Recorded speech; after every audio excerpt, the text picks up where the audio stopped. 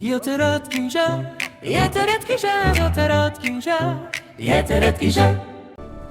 ትንሹ አንበሳ ሳቡ በሩቅ አገር በሚያንጸባርቅ ሰማይ ፀሐይ ስትወጣና አዕዋፍት በደስታ ሲዘምሩ በሚነቃው ውብ ዱር ውስጥ አንድ ትንሽ አንበሳ ይኖር ነበር።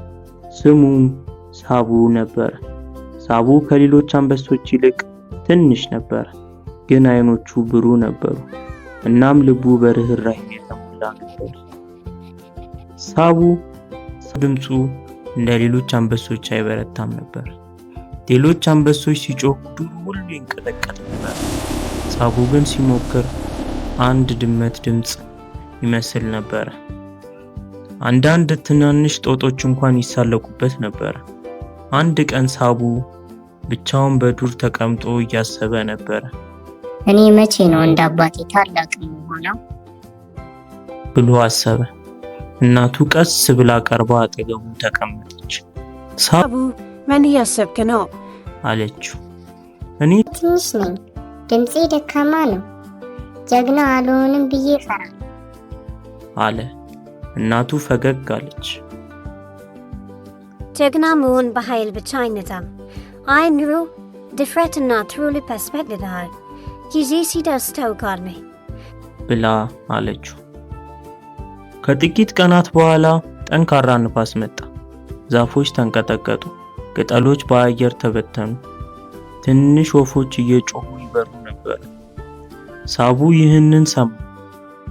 እሱ የሚያደርገውን አላወቀም፣ ግን ልቡ አልፈቀደለትም። ብቻውን እንደቆመ ፈጥኖ ወደ ታች የወደቀ መግቢያ ሄደ። እንጨት ሰብስቦ ቅጠል አመጣ። በትንሽ ጥርሱም እየያዘ መግቢያውን አጠናከረ። ለወፎቹም ጎጆ ሰራላቸው። ወፎቹም እጅግ በጣም ተደሰቱ። ሳቡ አዳነን፣ ሳቡ አዳነን ብለው ዘመሩ። ሳቡ በዚያን ቀን አንድ ነገር ተማረ። ጀግና መሆን ሰዎችን ወይም እንስሳትን መርዳት ነው። ቀንም በምሽት ላይ እንስሳት ውሃ ለመጠጣት ወደ ወንዝ ሲሄዱ አንድ አደጋ ተፈጠረ። አንድ ትልቅ ጅብ በወንዙ አጠገብ ተቀምጦ ሁሉንም እያስፈራራ ነበር። ትንሽ ጥጃዎችን፣ አውራ ፍየሎችን ፈሩ። ማን ያድነናል ብለው እየተመለከቱ ነበር። ሳቡ በሩቅ ቆሞ ይመለከት ነበር። ልቡ በፍጥነት ይመታ ነበር። ትንሽ ነኝ፣ ማንም ካልሄደ ብሎ አሰበ። እናቱ ወደ ሌላ አቅጣጫ ሄደ ነበር። ሳቡ እሱ እርምጃ መውሰድ እንዳለበት አሰበ። ከዚያም አእምሮ አንድ ሐሳብ መጣለት። ቀጥታ ወደ ጅቡ አልሄደም። በዱር ውስጥ ካለ ታላቅ የተራራ ድንጋይ ሳቡ ወደዛ ሮጠ። በከፍታ ላይ ቆሞ በሙሉ ኃይሉ ጮኸ። ድምፁም ከድንጋዩ ተመልሶ ተደጋገመ።